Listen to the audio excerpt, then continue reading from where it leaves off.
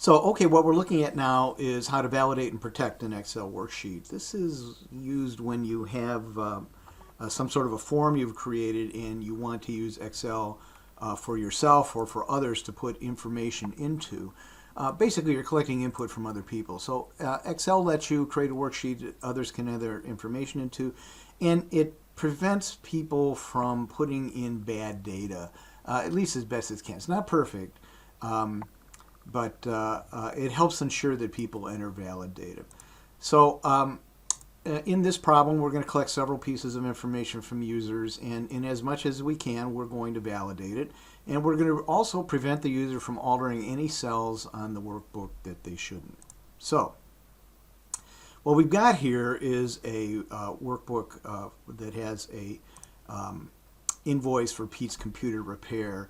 And this page here supplements the PDF and shows you this worksheet, shows what it's like. So we've got some input fields where we're going to collect information like the date and the name of the customer. This is an invoice for this computer shop. What item was repaired, and then notice that there are some fields in here, like here's the labor rate. That's just hard-coded in that cell, and we really don't want somebody entering an invoice to change that. Down here, there's a few cells that have formulas in them. That this one just multiplies the labor rate times the number of hours. And we don't want users messing up these formulas here like the grand total. And then down here at the bottom, we ask how the payment was made. And we want the user to be able to select from a list of cash, credit, or PayPal. So that's how we're going to set up this workbook. And so let's walk through validating a couple of these fields. So what we're going to do is check the value that users type in every field. So those are the fields that are shaded in the worksheet, these guys here. We're going to validate every one of these fields as best we can. For the customer name, it's tough to edit human names, what's a valid name, but we can ensure that the user hasn't left the field blank. And then finally, we're going to protect all these other cells so that the user can't type into them. So over here in the Invoice Worksheet, I'm going to walk you through how to actually change or set this thing up, and you should work along with me here. So for the date field, we're going to validate that it's a valid date. In other words, we're not going to allow somebody to type A, B, C, D into the field. And we're also going to check, so that's the data type, that in fact what they type is a valid date. The other thing we're going to check for is that the range, and that is we don't want them entering a date in the future. Invoices are for work that's already been done, so you can't invoice for a date in the future. So the way I'm going to do that is I'm going to put the cursor in the date field and then come up to the data tab and select over here data validation. And when I do that, it'll pop up the validation field, and it's sitting on the field that I'm in right now. So first thing in the settings tab, I have to decide what kind of data I'm going to allow in here, and I want to say date. Now that ensures that they'll type a date, and it isn't just that it's year, month, date, or day, month, year, or something like that. It'll also validate that it's a correct date. For example, you can't say May the 42nd. It will make sure that since May has 31 days that you don't enter 32 or 33 in the field. Now, that specifies, that ensures that they're going to type a date. The other thing we need to check for is range, and in this case, we want it to be today or in the past, not in the future. So I'm going to say less than or equal to, and then I'll use the today function to specify that it has to be less than or equal to today. So let's see what happens when we had that validation on the field. Nothing changes in its appearance, and in fact the field has the today function in it already. But if I come in and type a date that's in the past, like 3/15/2017, and tab away, it's fine. Okay, but let's try typing in a date, a value that's not valid, A, B, C, D.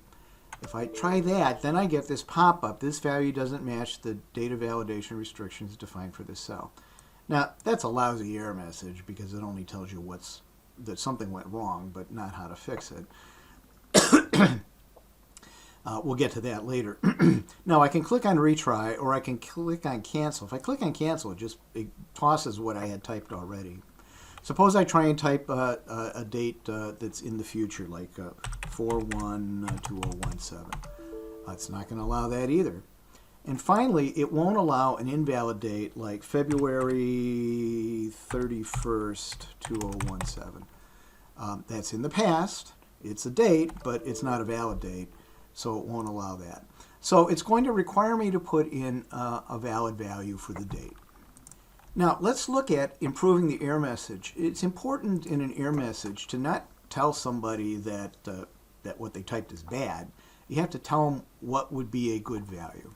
So the way you fix that is you come into data validation here again, and this time you pick the error alert over here. The style is a stop. That's the red X. That's an indication that something's wrong. And here I'm going to type an error message that says, date must not be in the future. So that means, today or in the past. So if I just add that little error message, now I've told the user that something's wrong, and I've also tell them how to fix it or what would be a good value. So now if I come in and type 3/18/2017, I'll get this message, date must not be in the future. So I can click on retry, come in and correct it to the 17th, which happens to be today's date, and I press enter and it accepts it. So now we validated the value and told the user how to correct it, not just that they made a mistake, but how to correct it. Now, for the customer name and numbers like the labor hour rates or parts amount, I'm going to leave that for you to read how to do that in the PDF. What I'm going to show you next is how to do a list. So here we have an item repaired, and we really don't want people just typing in stuff here because then we can get a lot of different spellings on the same thing. Somebody could type external DISC drive, and we really don't want that. So what we've done over here in the lookups worksheet is we made a list of item types, and that range of lists, range of different types of items that we could be repairing, we've given that the name item types. So let's come over here and require them to choose from a list. So I'm going to say data validation, and this time in the settings area I'm going to select a list and point to it here, which is item types is what I named it. And while I'm in here, I'm going to put in an error that simply says please choose an item from the list. Okay, now I get my drop down with the various values that are in that list over there. If the user decides to type laptop in here, they can do that. That's fine. But if you misspell it,